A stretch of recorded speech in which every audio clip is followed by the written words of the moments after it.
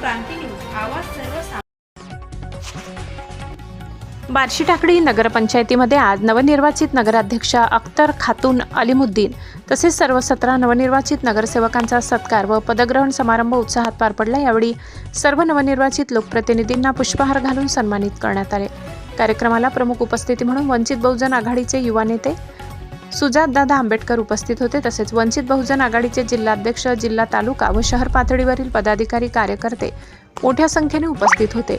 बार्शी टाकळीतील नागरिकांचीही लक्षणीय उपस्थिती होती। आपल्या भाषणात सुजातदादा आंबेडकर यांनी उपस्थित ग्रामस्थ व नागरिकांचे आभार मानत वंचित बहुजन आघाडीच्या उमेदवारांना मोठ्या बहुमताने विजयी केल्याबद्दल जनतेचे आभार व्यक्त केले। बार्शी टाकळीच्या विकासासंदर्भात सुरू असलेल्या चर्चेबाबत बोलताना त्यांनी सांगितले, नगराचा सर्वांगीण विकास करणे हेच आमचे उद्दिष्ट आहे। सर्व नवनिर्वाचित नगरसेवकांना सोबत घेऊन विकास कामे मार्गी लावली जातील। वंचित बहुजन आघाडी नेहमीच जनतेसोबत खंबीरपणे उभी राहील असा विश्वास त्यांनी व्यक्त केलाय। महाराष्ट्र क्रांती न्यूजसाठी बार्शी टाकळी प्रतिनिधी असलम खान।